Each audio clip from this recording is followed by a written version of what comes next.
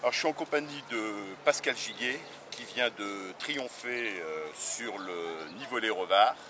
Alors ceux qui pensaient que Pascal Giguet était fini en sauront pour leurs frais.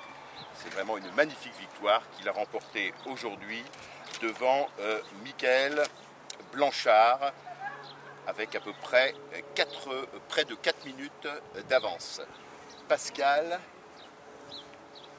est-ce que tu peux tout de suite nous parler de ta course, donc de ta prouesse aujourd'hui sur le Nivolé Revard? La prouesse, c'est un bien grand mot.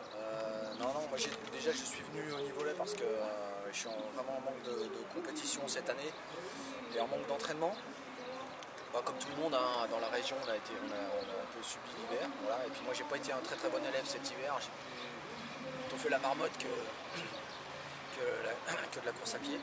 Donc voilà, je suis allé faire une autre compétition. Enfin, mes compétitions du début de saison ne se sont pas très très bien passées. Et puis au dernier moment, je me suis dit, allez, en sachant que mon objectif est la Maxi Race du lac d'Annecy dans 3 semaines maintenant, il me manquait vraiment cruellement de la compétition et des kilomètres, donc je me suis inscrit. Et après la course, vu que j'étais sur des sensations auparavant un peu bizarres, j'ai un peu géré, j'ai laissé faire.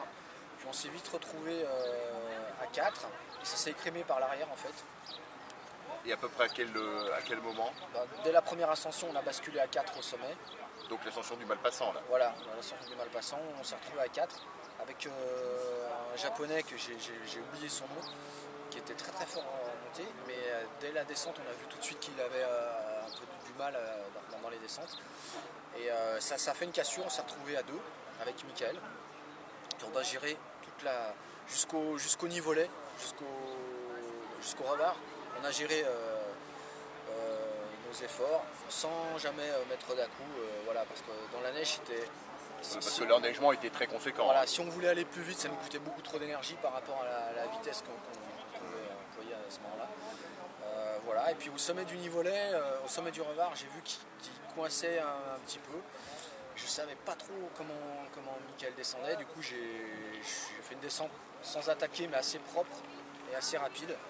Et puis voilà, et en fait c'est une course qui s'est passée comme tout le monde en rêve, quoi, sans pépin, pas de bobo, pas de glissade, enfin d'habitude je me perds une fois tous les 2 trails. Donc là ça s'est super bien déroulé et j'ai plutôt géré les 10 derniers kilomètres en sachant que j'avais pas d'écart.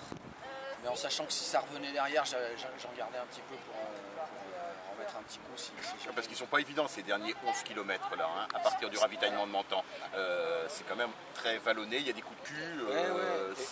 Puis ce qui fait que c'est pas évident non plus, c'est qu'on rattrape le petit parcours. Alors quand on jette un coup d'œil en arrière, on ne sait jamais si c'est quelqu'un du petit parcours qu'on a doublé précédemment ou si c'est le ravitaillement de Menton, ouais, voilà. Tout à fait. Donc on n'est pas toujours serein. Voilà, donc c'est mieux de.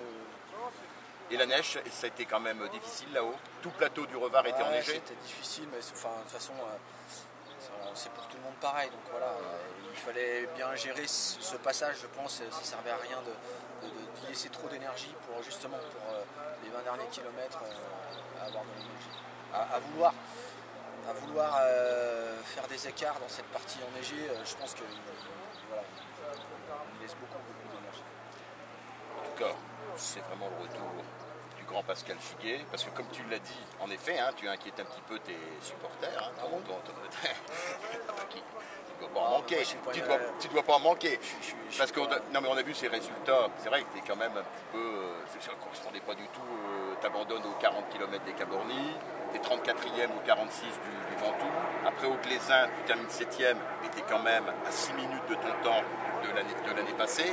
Donc c'est vrai qu'on s'inquiétait un petit peu, à savoir où là, parce que Pascal, hein, excuse-moi, hein, je connais ton âge, mais t'es né le février, c'est ça, 69. Donc les années quand même défilent et bon, là voilà. maintenant vous allez vous inquiéter de plus en plus parce qu'à un moment donné, la nature elle prend le dessus et même moi si j'ai la mentalité comme un cadet, j'adore la compétition. Hein. Mais il faut bien se rendre à l'évidence qu'à un moment donné, on prend un an chaque année, hein, c'est con. Et puis même si on a la volonté, on récupère moins. Et puis tous les petits bobos, la course à pied c'est quand même. C'est pas le ping-pong, hein, c'est traumatisant. On est toujours moi, en ayant fait du vélo à haut niveau, et je sais un peu ce qu'il faut faire pour arriver en pic de forme, rajouter du volume, enfin voilà, tout le monde sait ça. À pied, c'est difficile avec l'âge parce que en rajoutant du volume, ben, on est toujours sur le fil du rasoir avec les blessures. Et quand on vieillit, ben, mais ça fait du bien, il faut laisser la place aussi aux jeunes, les gilets, il y en a marre. Allons, Pascal, allons. Deux dernières questions et après on te libère. Hein. Pascal, tes objectifs, donc ton principal objectif là, c'est donc la Maxi Race de l'Agdancy. Le prochain, voilà. Ah, le prochain, hein. Donc que tu connais comme ta poche quand même, hein, puisque tu as remporté, tu connais le moindre caillou, hein, puisque tu as remporté l'ex-Annecy à plusieurs reprises.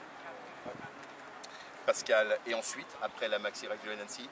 Après la Maxi Race, j'aimerais bien faire un bon résultat à la nouvelle course du week-end de Chamonix, là, le 80 km, c'est une nouvelle épreuve. Il y a le marathon du Mont Blanc, il y a le cross, et la veille ils font un 80 km, ouais. J'ai déjà gagné le marathon, j'ai déjà fait une deuxième place sur le cross. Voilà, j'aimerais bien aller faire un podium sur cette nouvelle épreuve. Chamonix. Et ensuite après, je vais faire une nouvelle épreuve en Suisse, Lager, c'est un ultra. Et pour finir à l'UTMB, essayer de voir la ligne d'arrivée au bout de 5. Ça fait 5 fois que je vais à Cham, j'ai encore jamais vu la ligne d'arrivée à Chamonix. Donc l'objectif, cette fois-ci, la ligne d'arrivée. Ouais, enfin, en même temps, on est le 2 mai, non, on est le 5 mai. Je dis ça maintenant, puis ça sera tellement se passer de choses. Mais voilà, les objectifs, après, voilà. C'est avant tout, j'ai toujours les objectifs sur papier, et puis voilà, quand ça marche, ça marche pas. Toujours le même, hein, le lundi matin on va au boulot et puis voilà, c'est la vie. Voilà. Pascal, dernière question. Le team, donc Scott Odlo les saisit. Donc tu peux nous en dire un mot. Donc tu l'as bien créé à la fin de l'année 2011. Hein, c'est ça, c'est donc la deuxième saison. Ne me posez pas des questions pièges comme ça, avec les dates j'ai du mal. Non mais ouais. C'est donc la deuxième. C'est la deuxième saison la troisième. Je suis arrivé moi chez Scott en 2011. Ah ouais, exact. C'était avant il y avait. Et tout de suite, l'idée c'était d'être 3-4 coureurs pour faire connaître la marque qui est très connue dans le sport d'hiver et le bike. Mais par contre, pour le running, voilà, on avait du mal à être identifié en tant que marque de running. Donc voilà, l'idée c'était de monter un team pour avoir un support supplémentaire pour faire connaître la marque. En 2011, vraiment un tout petit team, plutôt une bande de copains qu'un team. Et puis 2012, ça a un peu évolué. Et puis là, cette année 2013, on a vraiment une jolie équipe quoi, avec des athlètes comme Céline, comme Antoine, je vais les oublier, on est 8. Parce que je me compte encore dedans, même si la vieillerie s'installe.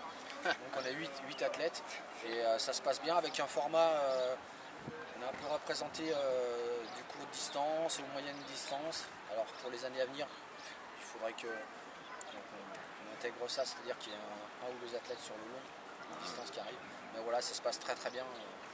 Et c'est vraiment un support pour faire connaître la marque. Aujourd'hui, il y a 60-70%, je ne sais pas, des consommateurs quand on fait des tests terrain qui ne savent pas que Scott fait des chaussures de course à pied.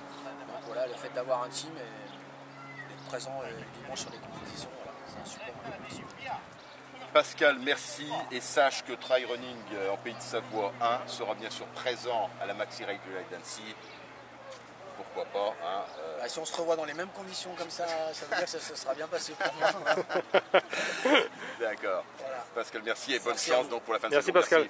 Merci.